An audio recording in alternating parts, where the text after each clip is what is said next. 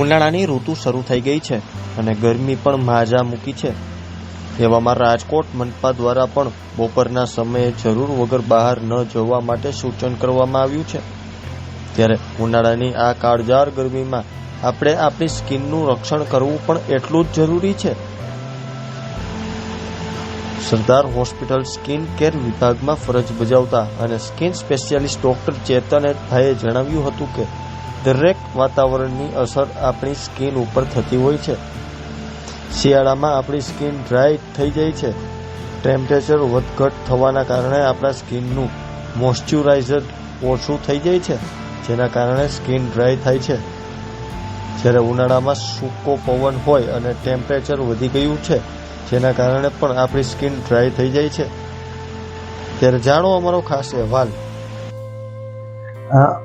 દરેક વાતાવરણની આપણી સ્કિન ઉપર અસર થતી હોય છે। શિયાળામાં જનરલી આપણે એક્સપિરિયન્સ કરીએ છીએ કે આપણી સ્કિન એકદમ ડ્રાય થતી હોય છે।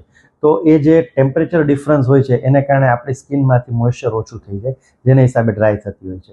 હવે અત્યારે જ્યારે ઉનાળાની શરૂઆત થઈ છે, આજે સૂકો પવન હોય છે અને ટેમ્પરેચર પણ વધી ગયું છે, આ દરમિયાન પણ આપણી સ્કિન ડ્રાય થઈ જાય છે। પણ આ સ્કિન જેટલો એક્સપોઝ પાર્ટ હોય, એટલે કે ખુલ્લો ભાગ રહેતો હોય, ચહેરા પર છે, ડોકનો ભાગ છે, પંજાનો ભાગ છે, આ ભાગમાં વધારે અસર કરતી હોય છે। હવે અત્યારે આજે સમરની શરૂઆત થઈ છે, અત્યારે માર્ચ એપ્રિલ છે, હજી તો સાવ શરૂઆત છે, પણ છતાં આપણું એનું ટેમ્પરેચર 37, 38, 40 ડિગ્રી સુધી પહોંચી જાય છે। તો એના હિસાબે શું થાય છે કે સ્કિન ટેન થઈ જાય છે, સ્કિન બર્ન થઈ જાય છે। આ બધી વસ્તુમાં યુવીએ રેડિયેશન્સનો ખૂબ મહત્વનો રોલ હોય છે। જમીન સુધી આપણે યુવી અને યુવીબી રેડિયેશન પહોંચતા હોય છે, જે આપણી સ્કિનને અસર કરતા હોય છે। તો એનાથી આપણે આપણી સ્કિનને પ્રોટેક્ટ કરવી જોઈએ। આપણે એડિક્વેટ હાઇડ્રેશન એટલે પુષ્કળ પ્રમાણમાં પાણી લેતું રહેવું જોઈએ। વિટામિન સી વાળો ખોરાક છે તે વધારે લેવો જોઈએ, ખાસ કરીને સમરમાં, જેમાં લીંબુ, સંતરા, મોસંબી, આમળા।